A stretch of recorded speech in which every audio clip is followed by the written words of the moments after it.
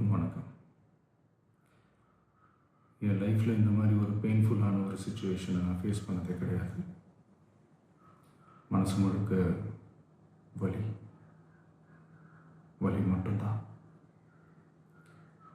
இந்த சுற்றுப்பயணத்தில் என்னென்ன மக்கள் பார்க்க வராங்க, அதுக்கு ஒரே ஒரு காரணம் தான், அவங்க என் மேலே வச்சிருக்கிற அன்பும் பாசம்.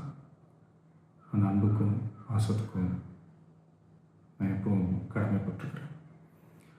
அதனால தான் இந்த சுற்றுப்பயணத்தில் மற்ற எல்லா விஷயங்களையும் தாண்டி மக்களுடைய சேஃப்டி, அதில் எந்த காம்ப்ரமைஸும் பண்ணிடக்கூடாதுன்றதுக்காக தான் அது என் மனசில் ரொம்ப ஆழமாக இருக்கும் அந்த எண்ணம்.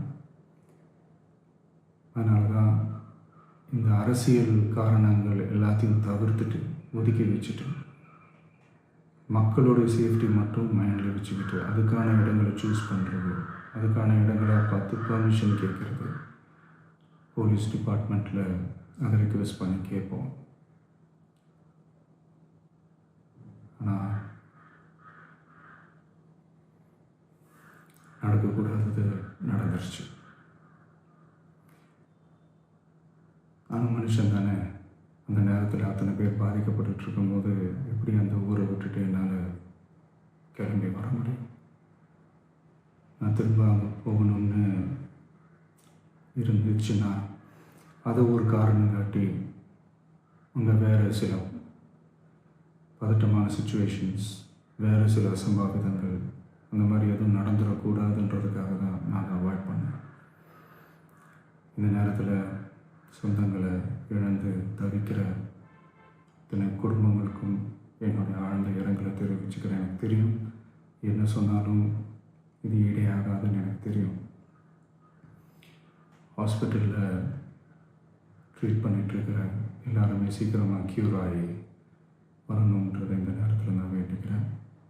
கூடிய சீக்கிரமே உங்கள் எல்லாரையும் நான் சந்திக்கிறேன். இந்த நேரத்தில் எங்களுடைய வலிகளை, எங்களுடைய நிலைமையை புரிஞ்சுக்கிட்டு எங்களுக்காக பேசின அரசியல் கட்சிகளை சார்ந்த நண்பர்கள், தலைவர்கள் அனைவருக்கும் என்னுடைய நன்றியை தெரிவிச்சுக்கிறேன்.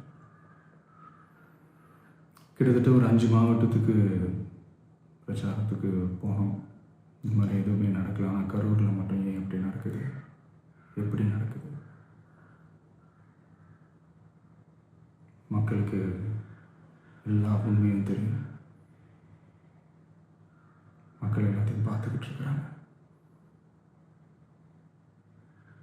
கரூரை சேர்ந்த அந்த மக்கள் அந்த உண்மையெல்லாம் வெளியில் சொல்லும்போது எனக்கு கடவுளே நேரில் வந்து இறங்கி அந்த உண்மைகள்லாம் சொல்கிற மாதிரி எனக்கு தோணுச்சு. சீக்கிரமே எல்லா உண்மைகளும் வெளியில் வரும்.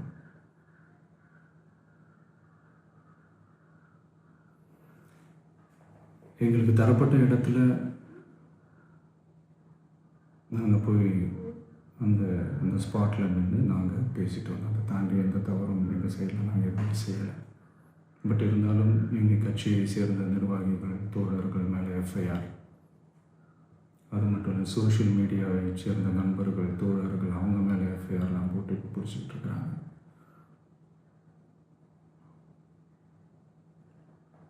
சிஎம் சார், உங்களுக்கு ஏதாவது இந்த பழி வாங்கணும் அப்படின்ற எண்ணம் ஏதாவது இருந்துச்சுன்னா என்ன வேணாலும் பண்ணுங்க. அவங்க மேலே கை வைக்காதீங்க. நான் ஒன்று வீட்டில் இருப்பேன், இல்லை நான் ஆஃபீஸில் இருப்பேன். என்ன வேணாலும் செய்யுங்க. நண்பர்களே, தோழர்களே, நம்மளோட அரசியல் பயணம் இன்னும் ஸ்ட்ராங்காக, இன்னும் தைரியத்தோட கண்டினியூ ஆகும்.